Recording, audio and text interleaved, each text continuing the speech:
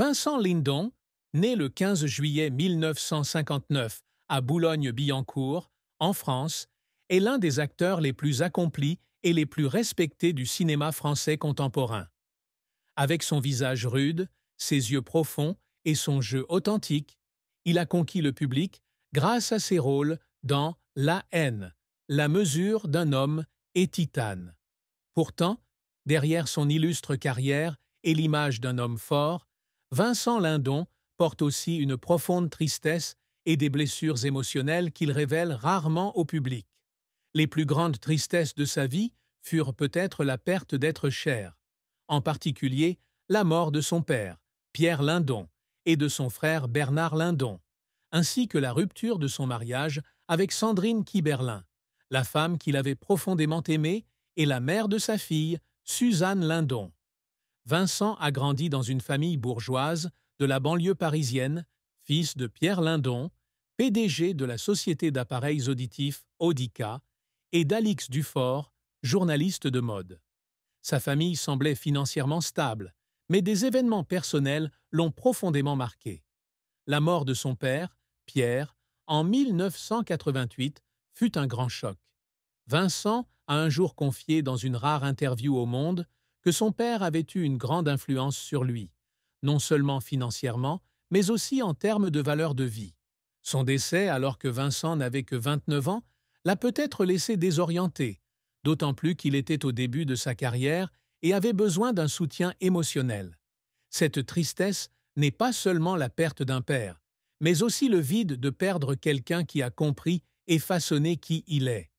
Une autre tragédie dans la vie de Vincent fut la mort de son jeune frère Bernard Lindon, en 2005, à l'âge de 45 ans, probablement due à un suicide ou à une maladie, bien que la famille n'ait pas rendu les détails publics. Bernard est un acteur et scénariste, apparu dans L'homme qu'on aimait trop, 2014, et fait partie intégrante de la vie de Vincent. Les cousins étaient très proches, et cette perte a laissé un vide chez Vincent qui n'a pas pu être comblé. Il a déclaré un jour dans une interview à Télérama qu'il avait senti que une partie de moi était morte avec Bernard, et que la tristesse était un fardeau mental qu'il portait avec lui pendant de nombreuses années après. La plus grande tristesse de Vincent est peut-être aussi liée à son divorce avec Sandrine Kiberlin, la talentueuse actrice qu'il a épousée en 1998. Ils se sont rencontrés dans les années 1990, alors que tous deux construisaient leur carrière et sont rapidement devenus un couple célèbre dans l'industrie cinématographique française. En 2000, ils accueillent leur fille Suzanne Lindon, une grande joie dans la vie de Vincent. Cependant, leur mariage a pris fin en 2008 après 10 ans de mariage, le laissant avec des sentiments de regret et de remords. Vincent a admis qu'il n'était pas une personne facile dans les relations, et sa rupture avec Sandrine en est peut-être la preuve. Cette tristesse n'est pas seulement la perte d'un partenaire de vie, mais aussi la séparation d'une famille dans laquelle il avait placé tant d'espoir. La pression de la célébrité et d'autres traumatismes personnels ont également contribué à la tristesse de Vincent. En tant qu'acteur qui joue souvent des personnages durs et souffrants, il a dit un jour que son travail reflétait parfois sa propre vie, une vie qui n'est pas toujours pleine de lumière. La plus grande tristesse de Vincent Lindon est peut-être la combinaison de ses pertes, son père, son frère et sa femme, et le fardeau d'un homme qui doit toujours être fort en public, même s'il a des blessures au cœur qui n'ont jamais guéri. La carrière de Vincent Lindon a été un long et inspirant voyage, depuis ses humbles débuts jusqu'à son statut d'acteur majeur du cinéma français, avec des rôles emblématiques dans des œuvres d'art et de société profonde. Il a commencé sa carrière non pas comme acteur, mais comme assistant de production et travailleur en coulisses dans l'industrie cinématographique. Né dans une famille sans tradition artistique, Vincent n'avait pas l'intention de se lancer dans une carrière d'acteur dès le début. Après des études d'économie à Paris, il exerce divers métiers, d'employé de banque à assistant de réalisateurs tels que Colin Serrault et Alain Resnais, avant de tomber par hasard dans le monde du cinéma. Le premier succès de Vincent survient en 1983, lorsqu'il apparaît dans le film Le Faucon de Paul Bougenat. Mais c'est dans L'étudiante, 1988, de Claude Pinoteau qu'il se fait véritablement connaître, où il incarne un musicien romantique aux côtés de Sophie Marceau. Le film fut non seulement un succès commercial, mais lui permit également d'être reconnu comme un acteur prometteur. Depuis, il a joué dans une série de films français notables tels que La haine, 1995, de Mathieu Kassovitz, un film social marquant, et Welcome, 1909, de Philippe Liorret, où il incarne un entraîneur de natation aidant les immigrés, ce qui lui a valu des éloges de la critique. L'apogée de la carrière de Vincent est arrivé en 2015 avec La loi du marché, un film de Stéphane Brisé sur les difficultés d'un chômeur. Son rôle de Thierry Togourdeau lui a valu le prix du meilleur acteur au Festival de Cannes 2015, une étape importante dans sa carrière. Il a continué à collaborer avec Brisé dans At War 18-18 et Another World 20-21, consolidant son style d'acteur authentique, intime et émotionnel. En 2021, il remporte le prix du meilleur acteur à la Mostra de Venise pour son rôle dans Titane de Julia Ducournau, un film choquant mais artistique dans lequel il incarne un père complexe, souffrant d'une profonde douleur intérieure. Ce succès n'est pas seulement une récompense, mais aussi une reconnaissance de sa capacité à incarner des personnages ordinaires mais profonds. Vincent s'est également essayé à la réalisation avec le court-métrage Pater, 12-11, bien que ce ne soit pas sa réalisation principale. Il est régulièrement invité à siéger comme membre du jury de grands festivals de cinéma, comme Cannes 2022, dont il a été président, démontrant ainsi son influence dans l'industrie cinématographique. Sa carrière est une combinaison d'art et d'humanité, avec des rôles qui reflètent des problèmes sociaux tels que le chômage, l'injustice et la famille, des thèmes avec lesquels il semble sympathiser à partir de ses propres expériences personnelles.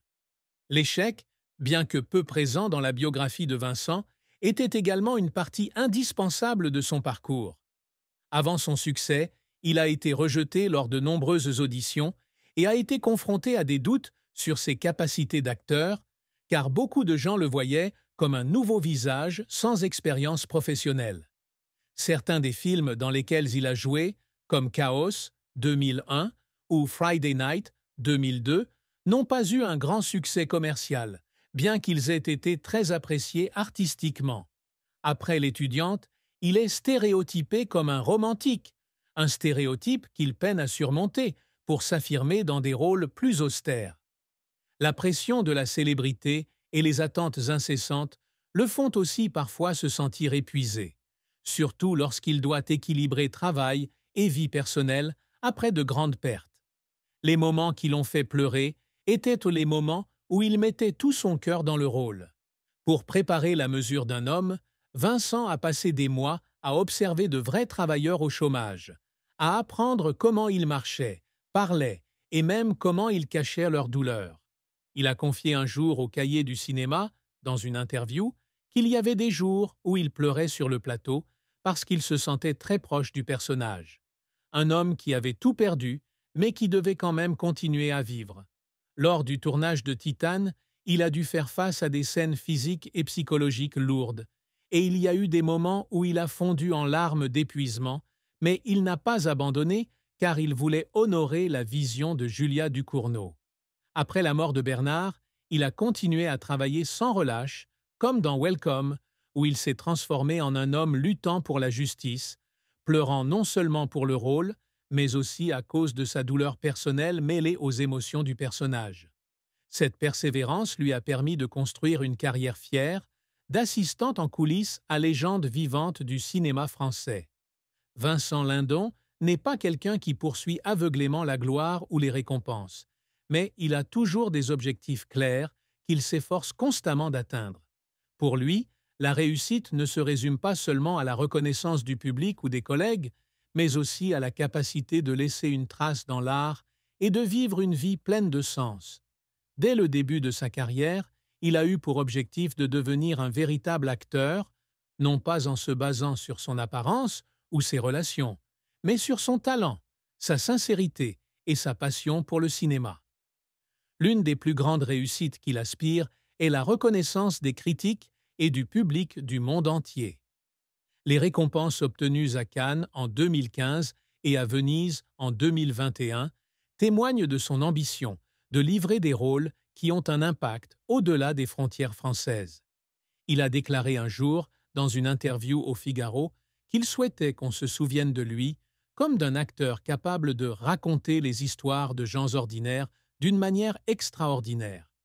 S'il y est parvenu en grande partie, avec les éloges de réalisateurs comme Mathieu Kassovitz, Stéphane Brisé et Julia Ducournau, il continue de se mettre au défi avec des rôles qui demandent des sacrifices physiques et mentaux, comme dans Attoire ou Titane. Sa présence au sein du jury de Cannes 2022 est un nouveau pas en avant, montrant qu'il n'est pas seulement un acteur, mais aussi un visionnaire dans l'industrie du cinéma. Vincent a également toujours